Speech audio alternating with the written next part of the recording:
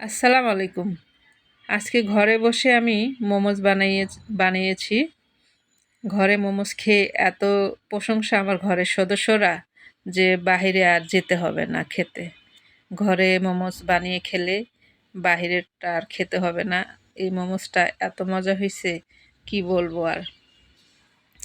তো বাহিরে খেতে না যাইতে চাইলে ঘরে বসেই মোমোস বানানোর ট্রাই করুন। আমি ঘরে বসেই বানাইছি। আমার ঘরে সবাই খুব পছন্দ করছে। তো মোমোস বানানোর জন্য আমি কি উপকরণ নিতেছি সেগুলো আপনাদের সাথে শেয়ার করব। এখানে আমি ১ পিস বুকের মাংস নিয়ে নিয়েছি। ছোট ছোট করে পিস করে কেটে নিয়েছি। এখানে একটা ব্লেন্ডারের মধ্যে আমি মাংসটাকে কিমা করে নিব।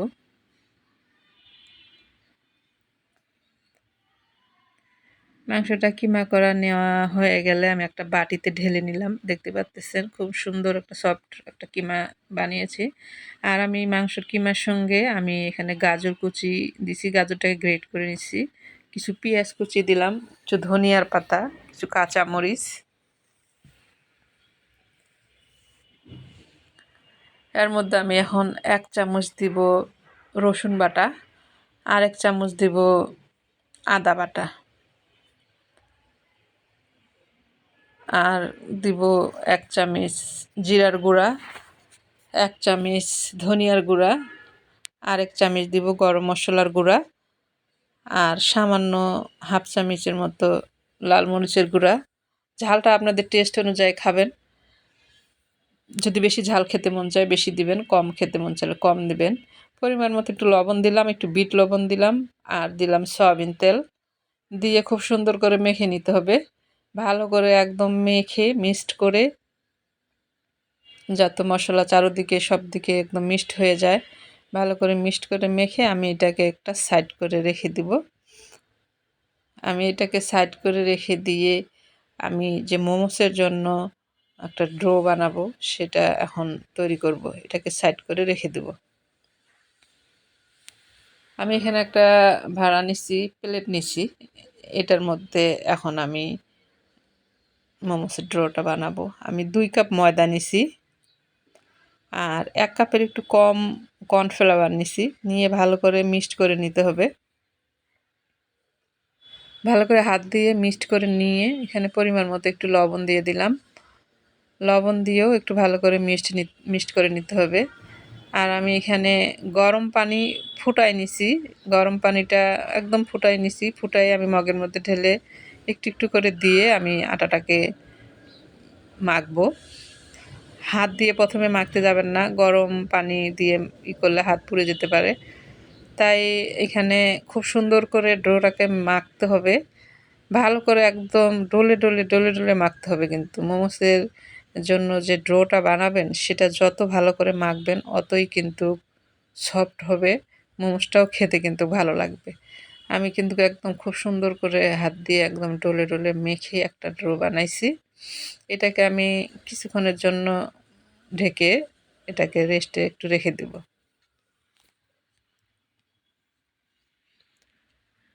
এইটা আমি কিছুক্ষণ পরে আবার একটু ভালো করে ডলে এখানে বড় করে আমি একটা রুটি বানিয়ে নিব। আমি এখানে ৩ পিস করে নিছি। নিয়ে আমি এখানে একটা বড় করে রুটি বানাবো যাতে রুটিটা আপনার আমি ছোট ছোট করে আবার একটা ঢাকনা দিয়ে কেটে নিব। একটা বয়মের ঢাকনা দিয়ে কেটে নিব। আর একটু ভালো করে ডললাম, ডলে একটা রুটি বানাচ্ছি। সুন্দর করে পাতলা করে রুটিটা বানাইতে হবে। মোমোসের জন্য যে রুটিটা সেটা যদি আপনি পাতলা করে যত পাতলা করতে পারবেন অত কিন্তু আপনার মোমোসটা সুন্দর হবে। তাই এখানে আমি একটা বয়মের ঢাকনা নিছি। আমি একটা ছোট ঢাকনাই নিছি। যদিও আমি মোমোসগুলোকে ছোট ছোট করে বানাবো, বেশি বড় বানাবো না। আপনারা যদি বড় বড় করে বানাইতে চান তাহলে আপনারা বড় কিছু ঢাকনা দিয়ে এই রুটিগুলাকে কেটে নিতে পারেন, কিংবা আপনারা ছোট ছোট রুটি বানিয়েও নিতে পারেন। তো আমি এই ঢাকনা দিয়ে কেটে নিছি যাতে সবগুলা এক মাপের হয়, এই কারণে আমি এটা দিয়ে কেটে নিয়েছি।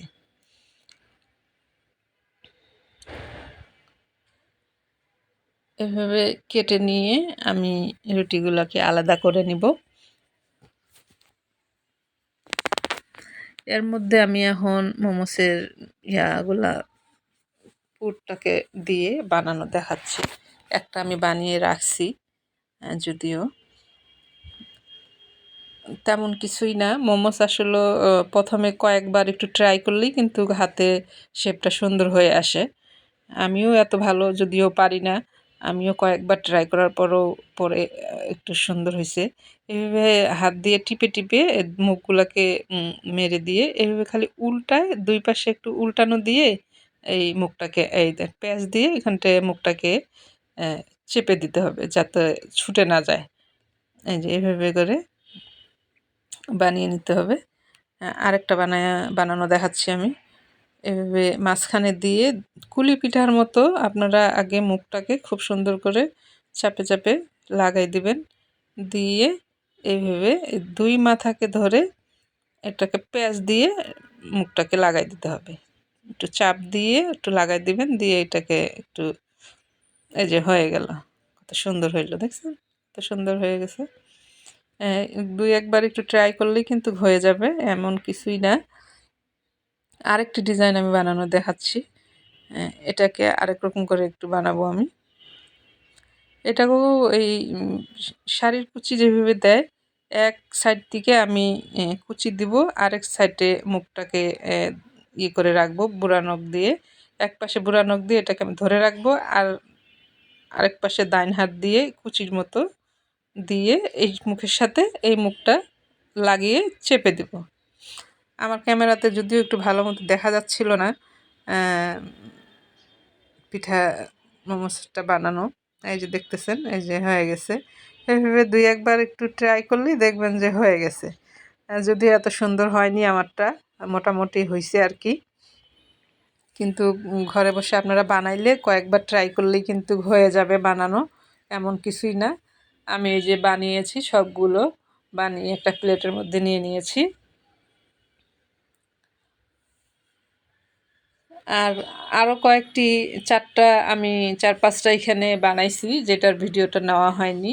এখানটাও একটা ডিজাইন বানাইছি। আসলে চাইলেই ঘরে বসে আপনারা বানাইতে পারবেন, এমন কোনো কিছুই না মোমোস বানানো। আর আমি এইখানটা একটা চালনির মধ্যে নিয়ে নিয়েছি। চালনিটা আগে প্রথমে একটু ব্রাশ করে নিয়েছি, তেল ব্রাশ করে নিছি। আর মোমোসটারও উপরে আমি একটু তেল ব্রাশ করে দিয়ে দিচ্ছি, যাতে একটার সাথে একটা না লেগে যায়। আমি এখানে একটা পাতিল নিছি, পাতিলের মধ্যে আমি পানি গরম দিছি, ফুটাইতে দিছি, ফুটে উঠছে পানিটা। এর মধ্যে আমি চালনিটা বসাই দিছি, দিয়ে আমি এটা ঢেকে দিব। 7-8 মিনিট ঢেকে দিব, দিয়ে কিন্তু হয়ে যাবে। 7-8 মিনিটের বেশি রাখা লাগবে না। আপনাদের এভাবে যদি বানিয়ে খেতে ভালো লাগে অবশ্যই বানিয়ে খাবেন। আর বাহিরের মোমোস খাওয়ার থেকে ঘরের মোমোস খাওয়া কিন্তু অনেকটাই ভালো, স্বাস্থ্যের জন্য ভালো। ভালো লাগলে অবশ্যই একটা লাইক দিয়েন, একটা শেয়ার দিয়েন। আবার কোনো নতুন কোনো ভিডিও, নতুন কোনো রেসিপি নিয়ে আসব। এই পর্যন্ত এই ভিডিও থাকলো। আল্লাহ হাফেজ।